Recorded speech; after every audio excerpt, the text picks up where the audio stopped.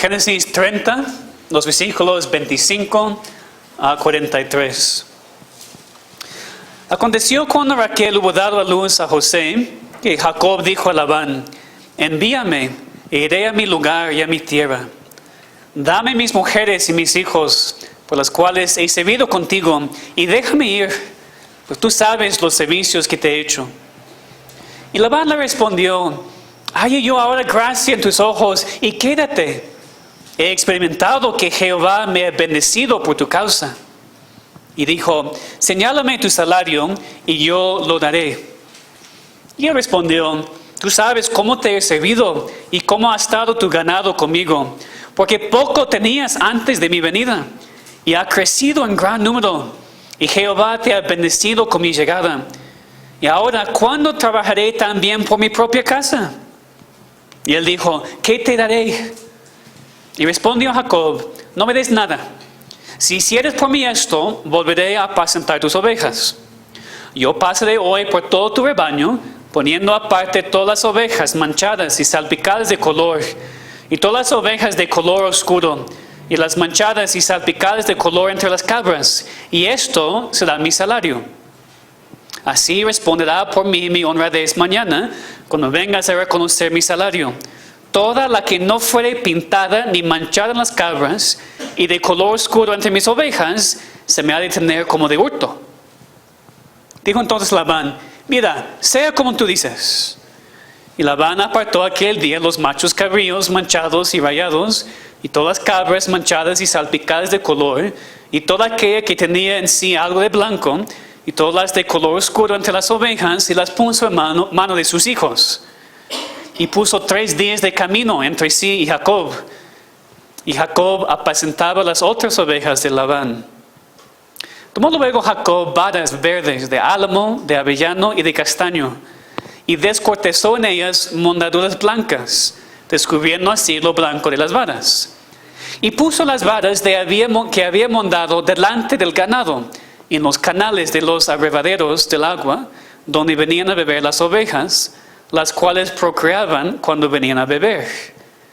Así concebían las ovejas delante de las varas, y parían borregos listados, pintados y salpicados de diversos colores. Y apartaba Jacob los corderos, y ponía con su propio rebaño los listados, y todo lo que era oscuro del hato de Labán.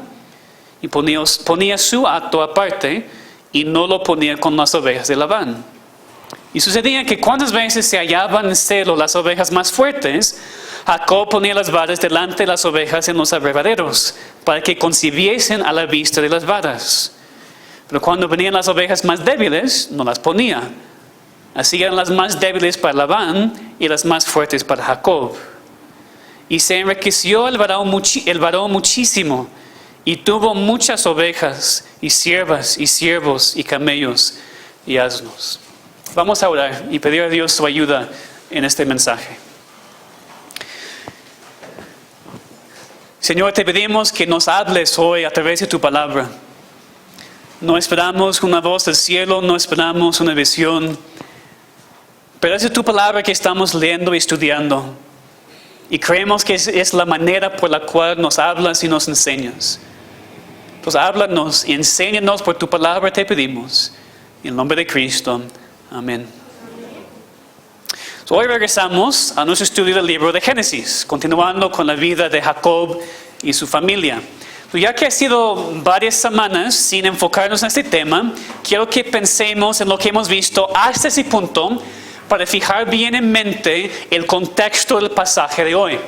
Okay, para que, no sé si ustedes han olvidado todo de Génesis en esas 2 semanas, espero que no, pero vamos a ver un resumen. El tema de ese libro de Génesis es cómo Dios bendice a su pueblo y prepara el mundo para su Hijo Jesucristo. Es el tema de Génesis. Desde Adán, continuando con Noé, Dios prometió un futuro salvador que iba a venir para vencer al diablo y vencer el pecado. Dios llamó a un hombre que se llamaba Abraham para salir de su país y ser padre de una multitud, el padre de una nueva nación que sería el pueblo de Dios. Dios hizo un pacto incondicional con Abraham, prometiéndole la tierra como herencia, una descendencia como la arena del mar, como las estrellas del cielo, que sería una bendición para todas las naciones de la tierra. Hemos visto este pacto parcialmente cumplido en las vidas de Abraham, Isaac y Jacob. Pero también, eso es lo más importante que hemos visto, nos hemos dado cuenta de que el último cumplimiento de este pacto se encuentra en Cristo. Y Dios ha seguido fiel a sus promesas, fiel a este pacto. Aún en los tiempos de los pecados de Abraham, Dios proveyó a Abraham un hijo en su vejez para darle la descendencia. Repitió las promesas del pacto con este hijo, con Isaac. Isaac después tenía 2 hijos gemelos, Esaú y Jacob, y aún antes de su nacimiento, Dios le dio una profecía que el orden normal iba a ser invertido. El mayor iba a servir al menor. Esto causó muchos problemas en esta familia, mucha tensión, especialmente porque Jacob, como hemos visto, era un hombre muy deshonesto, manipulador, engañoso. Y él engañó a su padre y a su hermano para recibir la bendición, y por eso tuvo que huir de su país, tuvo que huir fuera de las tiendas de sus papás y vivir aquí con su tío, con la familia de su madre. Pero en el viaje vimos que Dios apareció a Jacob, y Dios repitió las promesas del pacto con Jacob también, prometiéndole bendiciones, prometiendo estar con él y guiarle. Y Dios lo hizo, le guió hasta la casa de Labán para que pudiera casarse con Raquel, también con Lea por la decepción de Labán. Y después, como vimos la vez pasada, les concedió muchos hijos. Entonces vemos cómo Dios ha estado fiel a su pacto desde el principio hasta el momento en la vida de Jacob. Vimos que Jacob sí tuvo que sufrir, tuvo que cosechar lo que había sembrado, pero en todo eso Dios nunca le abandonó. Dios siempre se quedó con Jacob, no porque Jacob era bueno, sino porque Dios siempre es fiel a sus promesas. ¿Okay? Ese es el contexto de la historia de hoy. Lo que leemos hoy es que Jacob todavía está con su tío Labán, ahora con sus esposas, con sus muchos hijos. En el versículo 25 de este capítulo leemos, después de que nació José, el hijo de Raquel, que Jacob quiere salir, quiere regresar a su tierra, quiere regresar a la tierra prometida de Canaán. Parece que han terminado los 14 años de trabajo para Raquel y ahora quiere regresar a su tierra. Ahora quiere, como dice el versículo 30, trabajar por su propia casa. ¿Ustedes recuerdan por qué dijo eso? En esos 14 años, Jacob estaba trabajando, ¿y a dónde se fue su dinero? A Labán. Fue el precio que pagó para Raquel. Entonces ahora Jacob dice, ¿cuándo voy a trabajar por mi propia familia? Ya necesito trabajar por todos esos hijos que tengo. Dice Labán, ya es tiempo para mí para salir. Déjame ir y regresar a mi país. Pero todavía no es el tiempo de Dios. En el siguiente capítulo, en 8 días, vamos a ver que Jacob sí sale con su familia para regresar a la tierra de Canaán. Pero en esta historia todavía no es el tiempo de Dios. Y Labán le convence que se quedara más tiempo, porque Labán, hombre manipulador y astuto como siempre, ha visto la mano de Dios sobre Jacob y quiere seguir aprovechando el éxito que ha visto. Eso vemos, ¿no? En el versículo 27. Labán le respondió, hallé yo ahora gracia en tus ojos y quédate, he experimentado que Jehová me ha bendecido por tu causa. Labán dice, no, por favor, no salgas todavía, quédate. Yo he visto bendiciones sobre mí por tu causa. Jacob también se ha dado cuenta de esas bendiciones. En los versículos 29 y 30, Jacob dijo a Labán, tú no tuviste nada cuando yo llegué. Ahora mira cuánto tienes. Dios ha estado conmigo. Y por eso Labán dice, quédate conmigo y voy a darte el salario que quieras.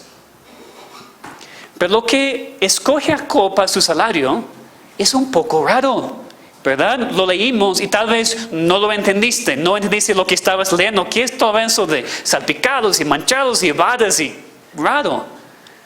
Básicamente, Jacob está pidiendo que su salario sea ciertas ovejas y ciertas cabras. Las ovejas y cabras manchadas, salpicadas, las ovejas de color oscuro. Jacob dice, esos serán mi salario. Y Labán, sin negociar, inmediatamente está de acuerdo. Que debe decirnos algo, ¿no? Porque Labán es un hombre tan manipulador. Si él pensaba, pues sí, por supuesto, es algo raro. Labán, yo creo personalmente que Labán, después de escuchar ese salario que estaba pidiendo su sobrino, pensaba, yo tengo un sobrino muy tonto. Entonces, ¿qué está pidiendo? Yo voy a recibir lo mejor de este trato. Y normalmente sí, en un acto, en un rebaño normal, entonces los salpicados, manchados, las ovejas de color oscura, obviamente sin manipulación genética y todo eso, iban a ser la minoría, no la mayoría. Entonces Labán estaba pensando, está muy bien, la mayoría de las ovejas y las cabras van a ser mías. Y Jacob va a tener esos pocos manchados y salpicados, está muy bien. Labán piensa que va a ganar. Y normalmente sí. En esa historia lo que vemos es que Dios intervino para bendecir a Jacob como le había prometido en Betel. Tenemos que recordar esta parte de la historia. Cuando Jacob huyó de su familia, estaba en un lugar que se llamaba Betel, casa de Dios, y tuvo una visión de Dios. Ángeles subiendo, descendiendo una escalera. Vimos que esta visión tiene su cumplimiento en Cristo. Eso vimos hace un mes más o menos. Y Dios prometió bendecir a Jacob. Y ahora va a hacerlo. Vemos al final de este capítulo, dice el versículo 43, que Jacob se enriqueció muchísimo. ¿Por qué? Porque Jacob era un varón muy astuto. Porque Jacob se esforzó mucho. No. Porque Dios quería bendecirle, porque Dios había prometido bendecirle. Entonces, todo el éxito que vemos en la vida de Jacob en esta historia no viene de él, viene de Dios. Jacob tiene éxito en esto no porque lo mereció, sino porque Dios es fiel a sus promesas. Es posible que Jacob escogió ese salario con la intención de manipular la situación para su propio bien. Vamos a ver más adelante lo que Jacob hizo para intentar que ganaran este trato, que sus rebaños sean los más fuertes. Pero lo que vemos en esta historia es, aunque Jacob se esfuerza, aunque Jacob hace su parte, el éxito viene de Dios. Jacob no pudo producir los resultados que quiso. Dios los produjo. Y otra vez, Dios no produjo esos resultados porque Jacob los mereció. Porque Jacob todavía tiende a la manipulación y la decepción.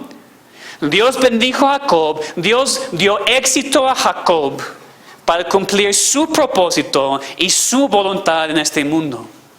Aquí en esta historia lo más probable es que Jacob pensaba que por medio de sus fuerzas estaba recibiendo la bendición. Pero nosotros podemos ver que lo que Jacob hizo no produjo los resultados. Su éxito vino de Dios. No vino porque era mejor que Labán, vino porque Dios le había prometido éxito y bendición. Todo ese contexto, todo eso para pensar en esta historia. Lo que yo quiero en esta tarde es que por medio de esta historia podemos aprender que tenemos que trabajar y hacer nuestra parte. Pero al final de cuentas, el éxito viene de Dios. Es la verdad para Jacob en este pasaje y es la verdad para nosotros hoy en día también. Quiero que veamos 3 principios bíblicos para nuestras vidas. 3 principios ilustrados en la historia de Jacob en este capítulo. En primer lugar, tenemos que reconocer que Dios controla todo. ¿Okay? Primer principio bíblico. Dios controla todo. Es lo que vimos en el mensaje anterior en cuanto al nacimiento de los hijos de Jacob. Dios es soberano en dar o no dar. Dios es soberano en darnos lo que queremos o negarlo. Y aquí también podemos meditar en la soberanía de Dios, en el hecho de que Dios controla todo. Aún Labán y Jacob reconocieron esta verdad al principio de la historia. Ya leímos en el versículo 27 que Labán admitió que Dios le había bendecido por causa de Jacob. Se dio cuenta de que todas las bendiciones que había recibido vino de Dios. Labán no mereció esas bendiciones, pero por esos 14 años, mientras Jacob había trabajado por él, su éxito había venido de Dios. Es interesante que Labán, un hombre que pareció ser un incrédulo, reconoció la mano de Dios. Reconoció que Dios estaba obrando en la vida de Jacob. Reconoció que algo especial estaba sucediendo. Reconoció que Dios estaba bendeciendo a su sobrino y que él estaba cosechando los beneficios. Esto me dice que como cristianos tenemos que pensar mucho en nuestro testimonio ante el mundo, ante los incrédulos. Porque ellos sí nos ven. Porque algunas veces ellos, sin Dios, pueden ver que hay algo diferente en nosotros. Pueden ver que Dios está con nosotros. Y este testimonio es algo que Dios puede usar para traerles a sí mismo la salvación. Tenemos que pensar mucho en nuestro testimonio ante el mundo. Entonces, como hemos visto muchas veces en este libro de Génesis, al principio de esta historia tenemos que reconocer la soberanía de Dios actuando. Tenemos que reconocer que Dios controla todo. Que todo lo que está pasando en la vida de Jacob tiene un propósito. Que todo está bajo el control de un Dios soberano. Pero no solamente para Jacob. Es la base para nuestras vidas también.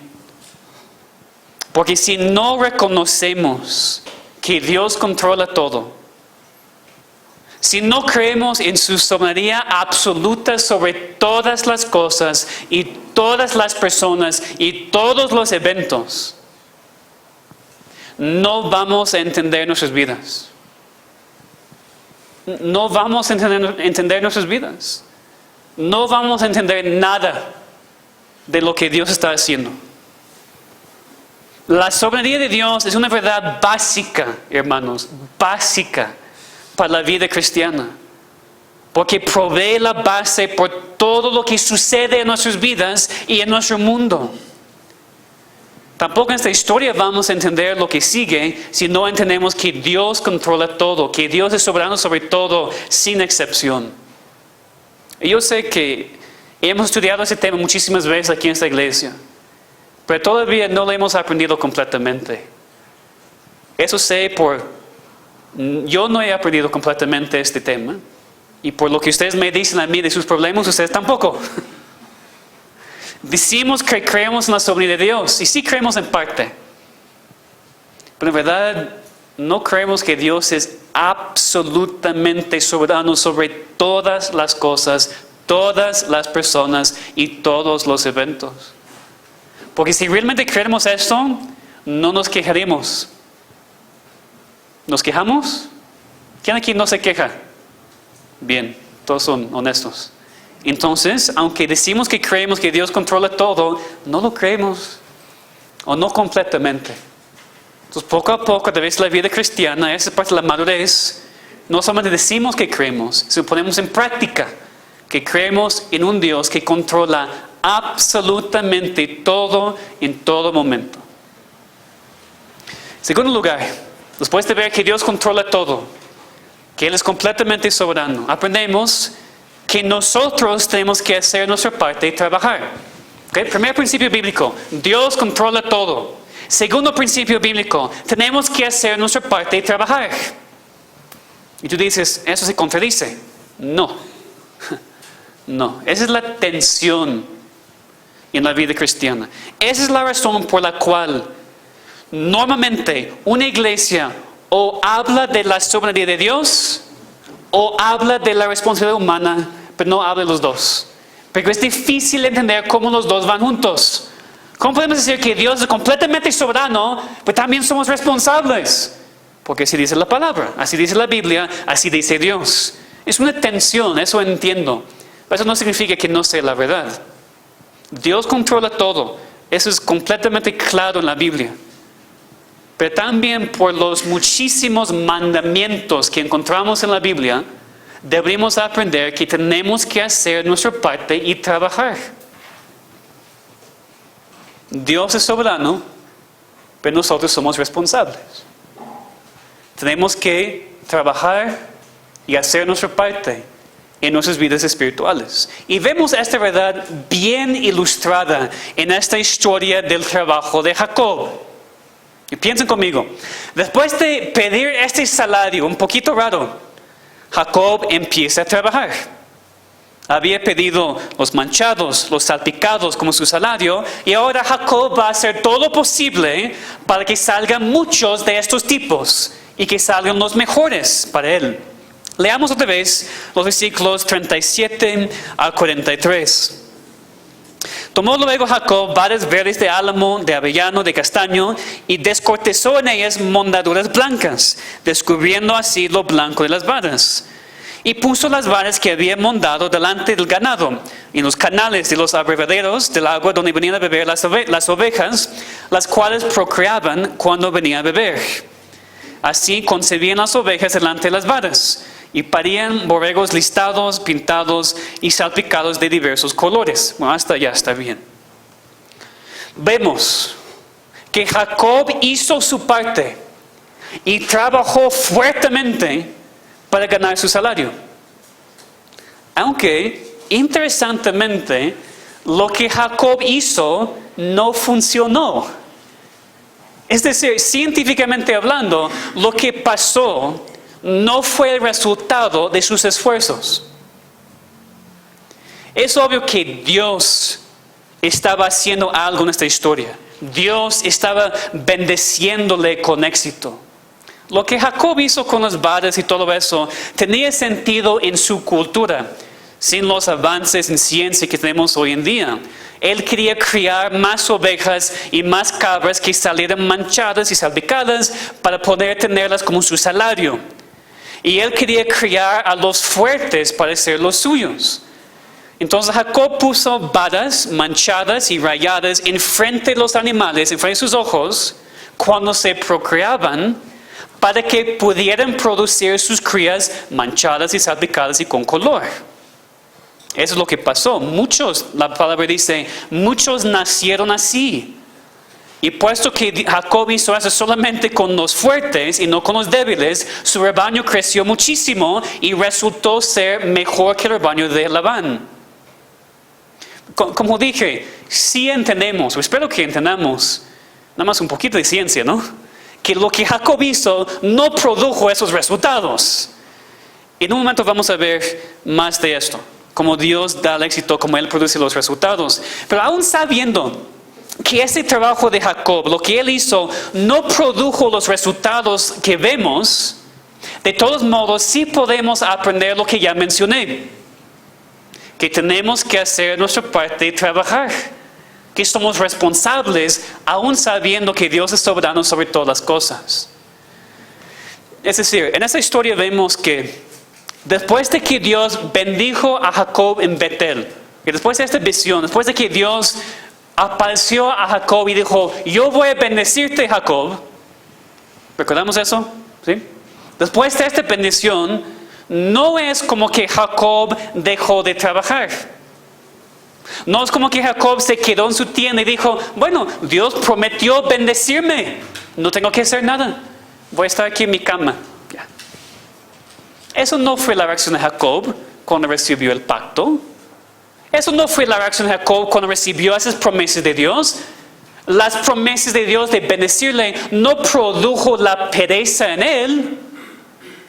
En esta historia, cuando por fin empieza a trabajar por sí mismo, por su familia, se esfuerza, ¿verdad? Lo que hizo no funcionó, pero por lo menos podemos ver que se esforzó, ¿verdad? Hizo mucho trabajo con esas varas, poniendo las varas y hizo mucho trabajo, se esforzó. Él pensó en la mejor manera para recibir las bendiciones que Dios le había prometido. Tenemos que entender, en su cultura, en el tiempo de Jacob, ellos pensaban que los animales fueran afectados por lo que vieron durante el momento de la procreación. Por eso Jacob, sabiamente por su cultura, pensando en cómo usar lo que sabía para bien, puso estas varas enfrente de sus ovejas y cabras para que pudieran producir salpicados y manchados. Que la ciencia no funciona así. ¿Okay? La procreación de animales no funciona así, ¿verdad? Vivimos en la ciudad, pero por lo menos entendemos esto, ¿verdad? Todos, ¿sí? Cabezas inclinan, ok. Entonces, el punto de esta historia no es enseñarnos la ciencia. Fíjense, esta historia no nos dice que científicamente lo que Jacob hizo funcionó. Esta historia no quiere enseñarnos que lo que Jacob hizo tuvo éxito. Esta historia no es para los del campo, para que puedan producir los animales que quieran. Esta historia tiene otro énfasis. El énfasis es enseñarnos que aún con todo nuestro trabajo y planes y esfuerzos que son necesarios, el éxito viene de Dios y solamente de Dios. En este caso, Dios obró a pesar de los planes de Jacob, no usando su trabajo, sino haciendo el milagro directamente. Nosotros también podemos aprender para nosotros mismos. A veces Dios hace un milagro directamente en nuestras vidas. Ustedes no creen a personas que dicen que en esta iglesia cristiana redentora no creemos en milagros. Esa es mentira. Si creemos en milagros, Dios, si quiere, puede intervenir directamente en una persona y producir resultados milagrosos. Sí puede. Eso creemos. Pero en vez de solamente esperar milagros y así ser perezosos, somos responsables a trabajar y después orar que Dios usa la obra de sus manos para su gloria y para nuestro bien. Es peligroso enseñar demasiado el tema de los milagros. Dios sí puede hacer milagros. Pero si solamente nos sentamos en nuestras iglesias y esperamos milagros, estamos mal. Nos lleva mucha pereza. Tenemos que trabajar. Tenemos que hacer nuestra parte. Aunque aquí lo que Jacob hizo no fue la razón por las bendiciones que recibió, esta historia de todos modos nos enseña que sí tenemos que trabajar. Que sí tenemos que hacer nuestra parte, que sí somos responsables a obedecer lo que Dios dice y no sentarnos en pereza, no hacer nada y esperar las bendiciones de Dios. Okay, ¿cómo somos responsables? Vamos a pensar muy prácticamente, muy personalmente, ¿ok? ¿Cómo somos responsables?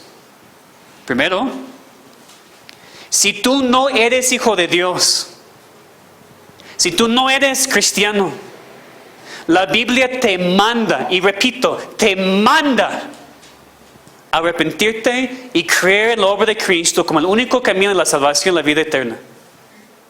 Es tu responsabilidad reconocer tus pecados, arrepentirte de ellos y confiar solamente en Cristo como tu Salvador. Por supuesto, creemos que Dios hace todo en la salvación, que la salvación no depende de nuestras obras para nada. Dios es soberano para hacer lo que quiera hacer. Pero por todos los mandamientos que encontramos en la Biblia, incluyendo las propias palabras de Cristo mismo, sabemos que tú eres responsable para creer en Cristo y dejar atrás tus pecados. No puedes sentarte aquí hoy y decir, si Dios quiere salvarme, lo va a hacer. Pero no me preocupa. Mientras no lo hace, yo voy a vivir conforme a mis deseos y esperar que Dios haga algo cuando quiera. No, mi amigo, no funciona así. Tú eres responsable. Cristo dijo en Marcos 1:15, lo que es un mandamiento directamente para ti. El tiempo se ha cumplido y el reino de Dios se ha acercado. Arrepiéntete y crea en el Evangelio. Y cuando lo haces, es tu culpa. Vas al infierno por tu culpa. Porque tú has decidido conscientemente rechazar a Dios y sus mandamientos. No eches la culpa a nadie más. Tú eres responsable. Hazlo hoy. Arrepiéntete hoy. Cree hoy. Porque es tu responsabilidad. En segundo lugar, si eres hijo de Dios, si eres un cristiano arrepentido y lavado por la sangre de Cristo, tú también eres responsable. Eres responsable de obedecer y vivir conforme a la voluntad de Dios como se escribe en su palabra. Tú no tienes el derecho de sentarte en tu casa y no hacer nada y esperar que Dios te llene con bendiciones. Ese es parte del peligro de la iglesia carismática, y voy a decirlo directamente. La iglesia carismática enfatiza demasiado de los milagros que lleva a las personas a pereza. Personas que sienten y dicen, Espíritu Santo, desciende, desciende. Sí, ¿qué es el Espíritu Santo? Aquí está. Tienes que leer la palabra para saber lo que el Espíritu Santo quiere que hagas.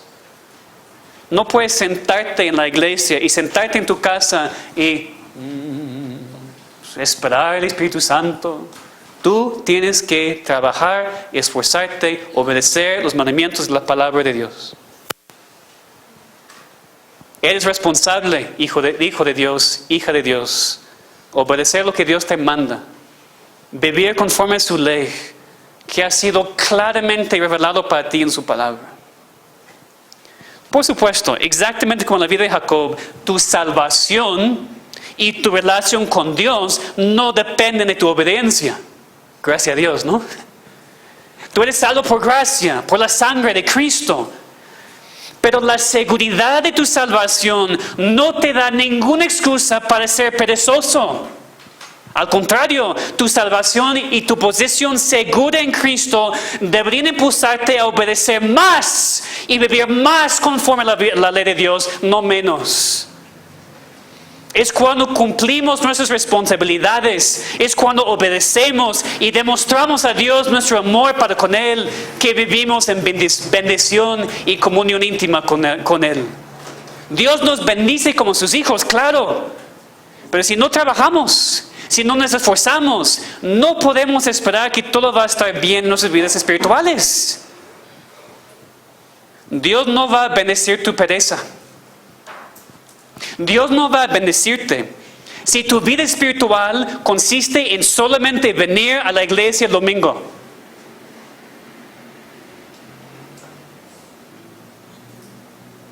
Dios no va a bendecirte si tu vida cristiana consiste en solamente leer la palabra cuando estás entre sus paredes.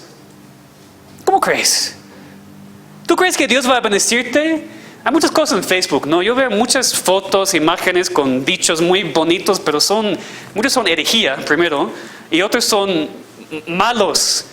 Pues, qué bueno, yo soy hijo de Dios, yo soy hija de Dios, yo soy príncipe, princesa de Dios.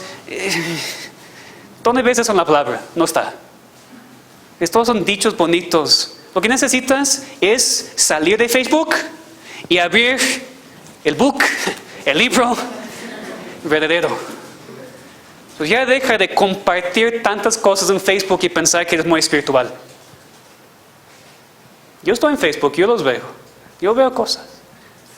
No es necesariamente malo, pero toma el tiempo que pasa en Facebook leyendo la Biblia. Bueno, obviamente tenemos que aprovechar los medios de gracia que Dios nos ha dado. Y los menciono tanto que ustedes deben saber cuáles son. La palabra, la oración, la iglesia. Voy a ser muy directo. No he estado en 2 semanas. Es mi tiempo para ser directo. ¿Okay?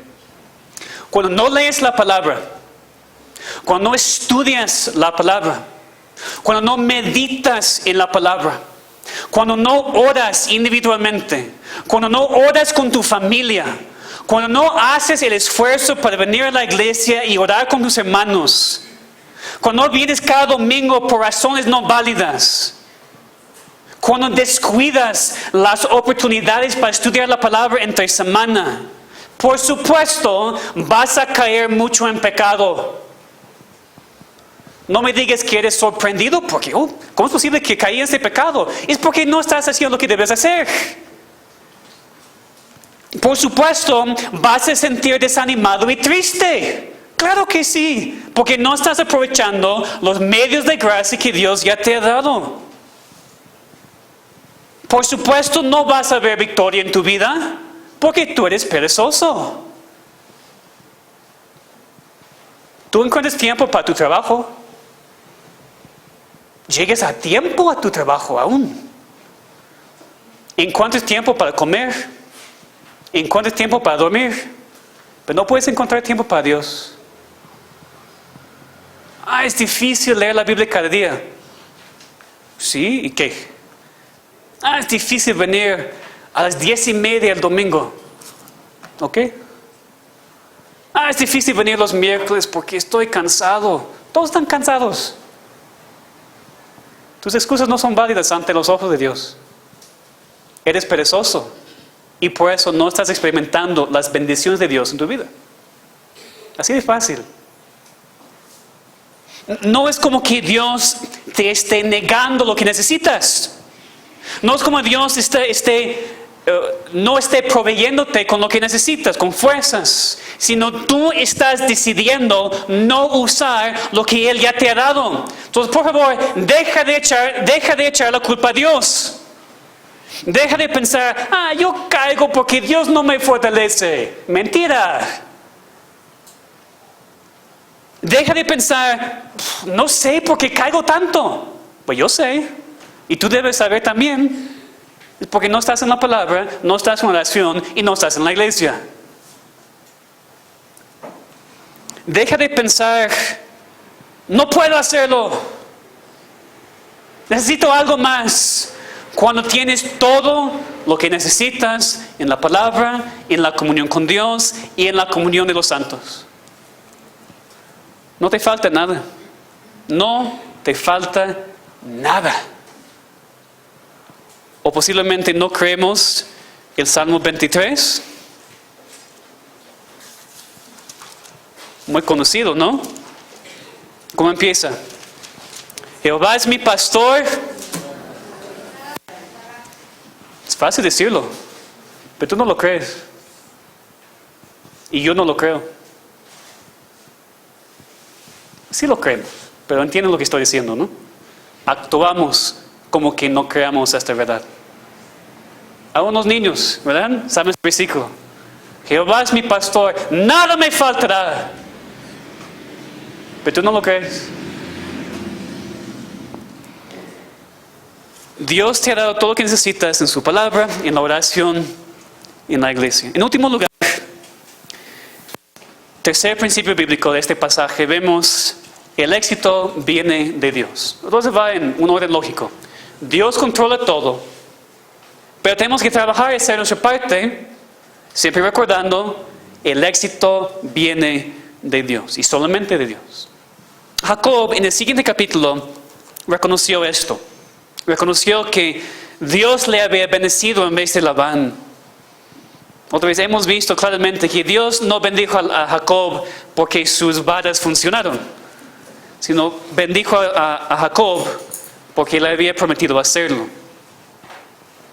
No creo, y puede estar equivocado, pero no creo que Jacob se diera cuenta de que su éxito no vino de su trabajo. Posiblemente más adelante, quién sabe.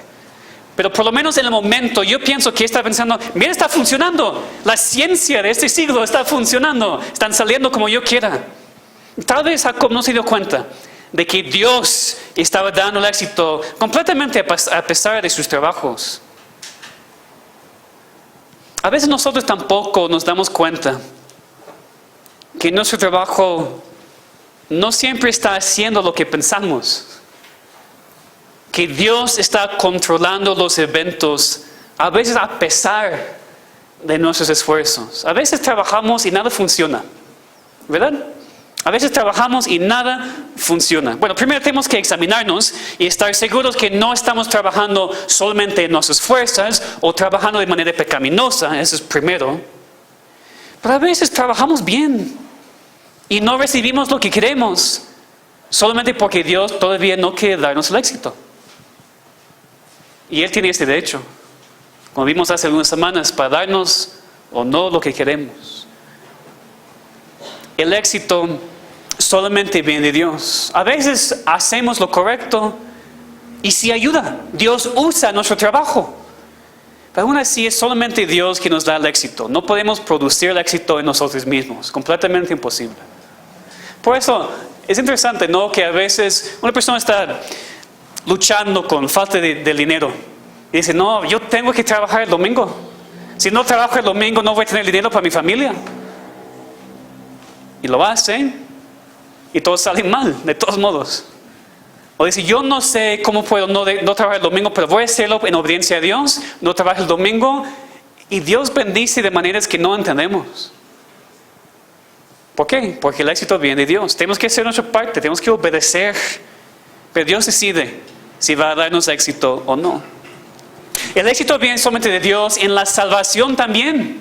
Otra vez hablando, ustedes los incrédulos aquí, tú no puedes salvarte a ti mismo.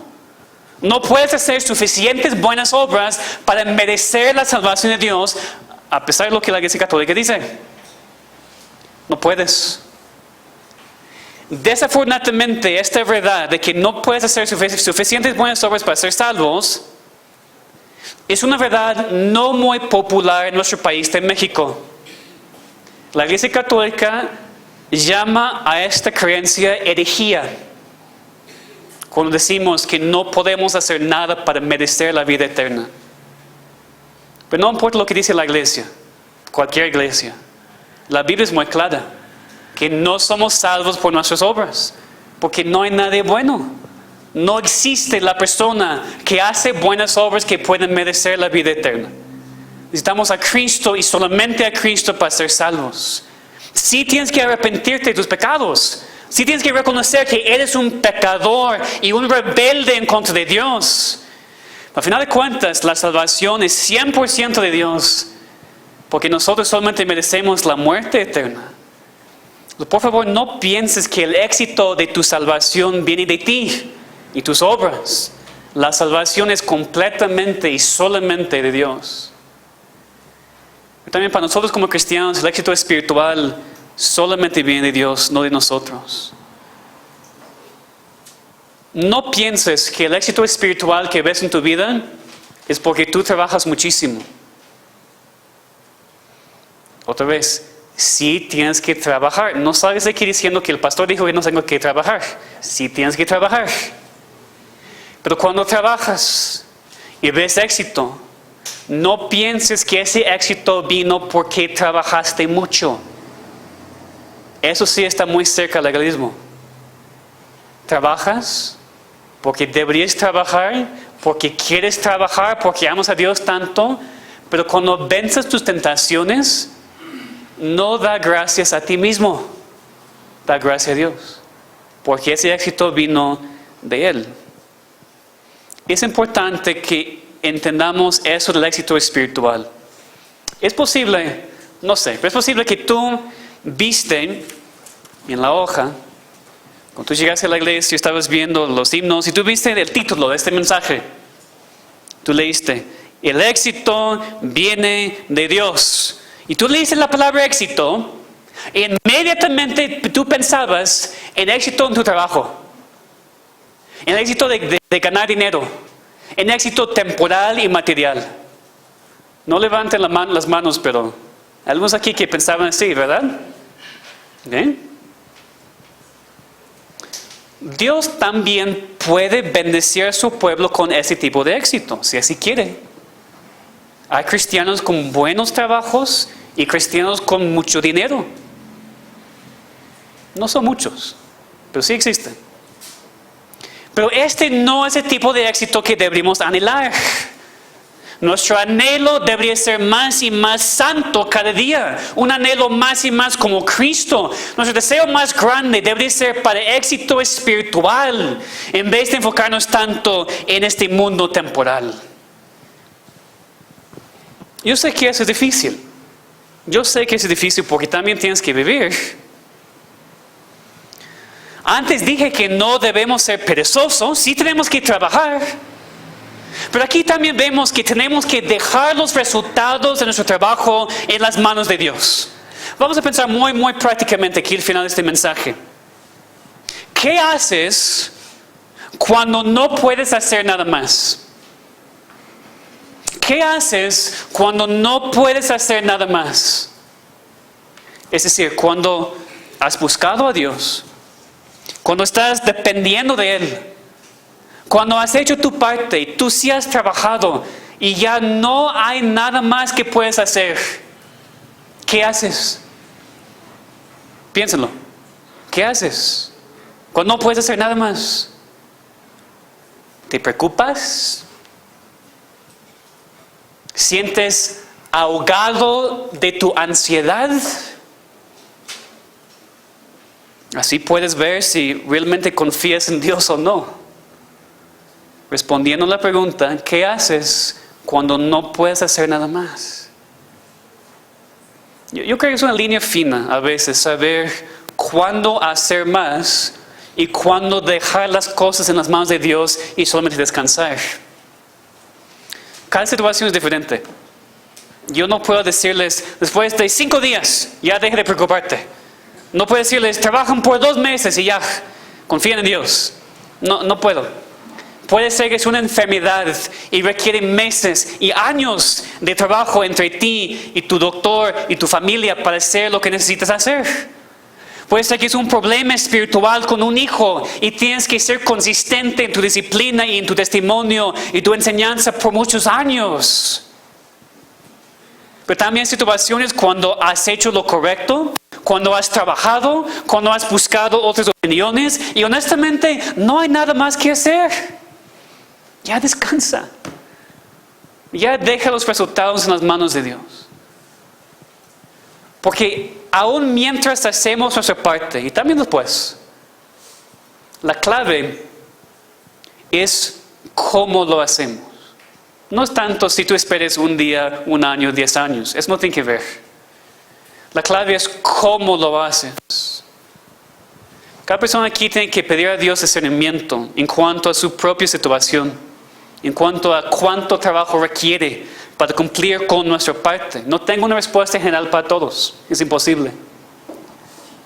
Pero hermanos, nuestro problema es la ansiedad. Nuestro problema es, honestamente, no confiamos 100%. Nuestro problema es la preocupación pecaminosa, que es la preocupación que no confía. Es como es la única cosa en la cual puedes pensar constantemente. Y lo que hace es no deja espacio para la palabra de Dios. Tú estás meditando tanto en esa situación que la palabra de Dios no está morando en ti en abundancia, como dice Colosenses 3:16. No estás orando porque no puedes pensar en nada más. Esta es preocupación pecaminosa. Aunque dices que confías, realmente no confías. Porque tú piensas que si no haces nada o si lo haces mal, todo va a salir mal y no habrá posibilidad de buenos resultados. Nuestro problema es cuando pensamos que hacer nuestra parte significa que todo depende de nosotros y que si no lo hacemos, todo va a salir mal. Esta es la preocupación pecaminosa. Porque es Dios que controla todo. Sí tenemos que hacer nuestra parte, sí tenemos que trabajar y esforzarnos, pero al final de cuentas, todo el éxito en nuestras vidas viene solamente de Dios. Entonces piensa en tu propia vida. Si tienes dinero, si tienes cosas materiales, da gracias a Dios, porque el éxito viene de Él, no de ti. Sí tienes que trabajar, pero lo que recibes no depende solamente de ti, sino de Dios. Y cuando Dios te bendice con esos recursos, úsalos para Dios y para el bien de otros, en vez de solamente acumular para ti mismo.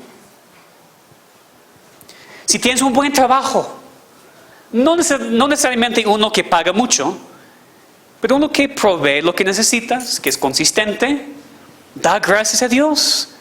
Porque el éxito viene de Él. Sí tienes que trabajar, pero el éxito no viene de ti, sino de Dios. Si tal vez dices, ay, no tengo ni dinero, ni cosas, ni buen trabajo, Dios no me ama porque no me ha dado éxito. Ok, pero el problema aquí es que el éxito no se define siempre por tener mucho dinero y muchas cosas. Esa es la definición del éxito del mundo incrédulo. Eso es lo que piensan los incrédulos en cuanto al éxito. Pero no es la definición bíblica de lo que es el verdadero éxito. Piensa, ¿qué tienes en tu vida que viene de Dios? Tu salvación, tu iglesia, tu familia, tu ropa, todo. Todo lo que tienes viene de Dios, porque todo éxito viene de Él. Entonces tenemos que enfocarnos mucho más en el éxito espiritual, en vez de solamente pensar en lo que no tenemos. Es el problema. Tantas quejas, no tengo eso, no tengo eso. Ok, olvídate de lo que no tienes. ¿Qué tienes? ¿Nada? ¿No tienes familia? ¿No tienes ropa sobre tu cuerpo hoy? ¿No estás respirando? Entonces no me digas nada. No me digas nada. Todo lo que tienes viene de Dios. Si comparas tu vida con la vida de otra persona, vas a vivir en tristeza y desánimo para eso tu vida. No lo hagas. La Biblia dice que cuando nos comparamos unos con los otros, no somos sabios.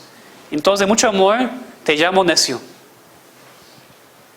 Tú, que te comparas con otras personas y dices, no tengo nada porque no tengo esto. En mucho amor, te llamo necio. No entiendes nada de Dios. Pero para nosotros que, aunque todavía somos necios en muchas áreas, cuando nos damos cuenta de cuánto Dios nos te ha dado, primero en Cristo, y si eso no te llena de gozo, que tienes a Cristo, pues no tienes a Cristo. Si tienes a Cristo, ¿qué más quieres? ¿Qué más necesitas? Dios te ha dado lo que necesitas. Dices, no tengo más dinero, no tengo casa grande, no tengo animales, no tengo coches, no tengo lo que sea. ¿Y tienes la vida eterna? ¿Tienes la salvación? ¿Perteneces a Cristo? Da gracias a Dios. Porque el éxito espiritual que tienes es mucho más importante que cualquier éxito imaginario que quieres en este mundo. Vamos a recordar esos 3 principios. Dios controla todo. Tenemos que trabajar y hacer nuestra parte. El éxito viene de Dios. Si aprendes estas 3 verdades, si meditas en estas 3 verdades, si crees en esas 3 verdades, si vives conforme a esas 3 verdades, te prometo algo. Tu vida va a cambiar. Vas a vivir en bendición. Vas a vivir en gozo. Vas a vivir disfrutando la salvación que Dios te ha dado. Si no crees esas verdades, o si no vives conforme a esas verdades, te prometo algo también. Vas a vivir en tristeza, desánimo y con una vida terrible.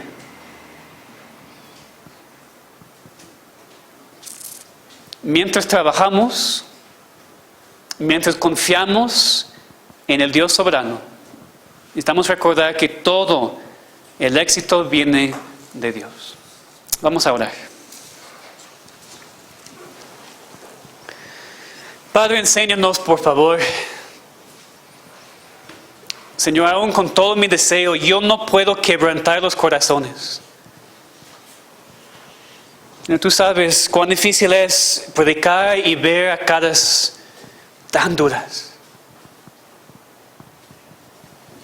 Personas aquí que no creen nada de lo que tú dices en tu palabra. Oh, Señor, solamente tú puedes quebrantar sus corazones. Tenemos personas aquí que están en el camino al infierno. Sálvalos, Señor, antes de que sea demasiado tarde. Y para nosotros como tus hijos, Señor, ayúdanos a entender y creer en esas verdades. Crecer más y más en nuestro entendimiento de tu soberanía.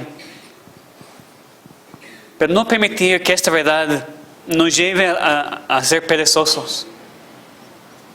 Ayúdanos a trabajar. Ayuda a los esposos a trabajar en sus familias. Ayuda a las esposas a trabajar con sus hijos. Ayuda a los hombres a trabajar como pueden en esta iglesia.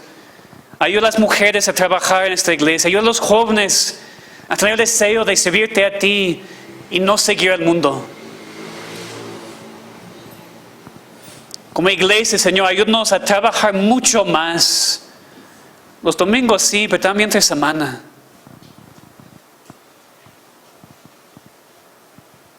Pero al final de cuentas, ayúdanos a siempre confiar y descansar y creer en la verdad de que el éxito viene de ti. Y solamente de ti. Danos descanso en esa verdad. Descanso mientras trabajamos. Aunque parece contradictorio, no lo es. Hacemos nuestra parte mientras confiamos y descansamos que el éxito viene de ti. Cámbianos. Te pedimos en el nombre de Cristo. Amén.